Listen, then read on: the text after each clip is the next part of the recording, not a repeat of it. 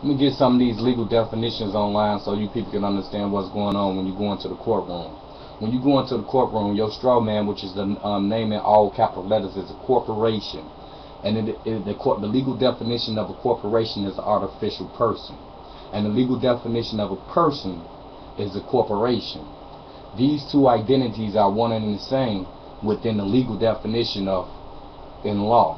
And this is why when you go in there and you think that you represent yourself as a person, you're not really representing yourself as a person that's flesh and blood. You actually represent the corporation when you first stand into court and they summons you, which is to bring the corporation into to bring life into the artificial person.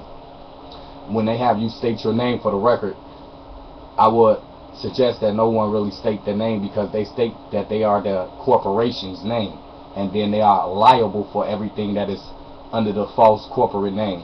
Usually a person will go in and say that they are the executive director of the account, and that distinguishes them from being the distinguishes them from being the flesh and blood person from the artificial person, which is the corporation, which is also a person in legal jargon.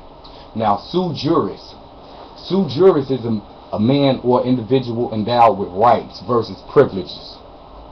And I'm gonna throw another word up here. Citizenship is employee. So if you're a citizen, you're an employee of the United States corporation, and therefore you have no rights, you have privileges. Sui juris, on the other hand, is a person who's distinguished from not being a corporate employee, who is endowed with rights versus privileges. Now, ProPria persona means you are making a special appearance. Pro se means you are making a general appearance, meaning that you are coming in there acting as general. You just like everybody else, who they presume, because the courts deal in presumptions. So they presume everyone who's coming in before them is making a general appearance, or is a ward of the courts, or either a corporation. So in order to state that you are not the corporation, you have to say that you are making a special appearance, which is ProPria persona. Now, pro se is making a general appearance, and they have a pro-se-cutor equals a representative whom prosecutes a person who goes under the title of pro se, because they have you under the ill illusion that pro se means represent yourself when you are yourself. You can't represent yourself when you are yourself. You are yourself. But another thing that people don't know of is lawyers and attorneys in legal jargon automatically makes you an automatic ward of the courts, meaning that you are a child, meaning you are incompetent, meaning you are adolescent and you need someone to guide you. And that's what lawyers and attorneys have. If you ever use one of them in the criminal court case, you are automatically going to be pushed under their jurisdiction, just by the simple fact that you need someone to represent you.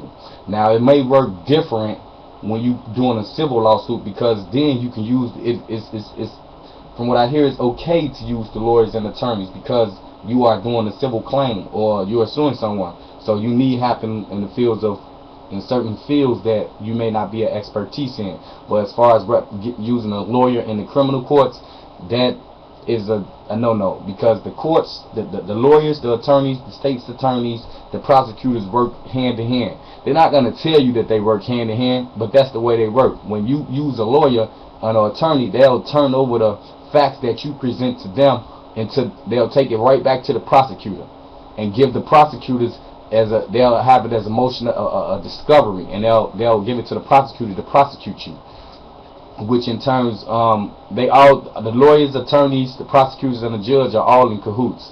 They're all playing the game right before your eyes that you cannot realize, or you just simply haven't realized.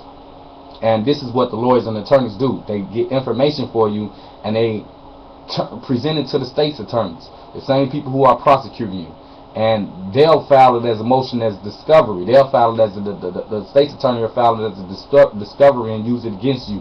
Now, the thing with these lawyers and attorneys, if you look them up, their first duty is not to you. Their first duty is to the corporation that they work for, the bar association.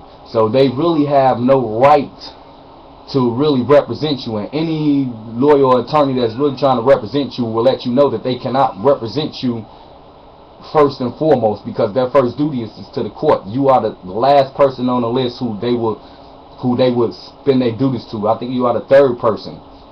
And another thing, when they always ask you, do you understand?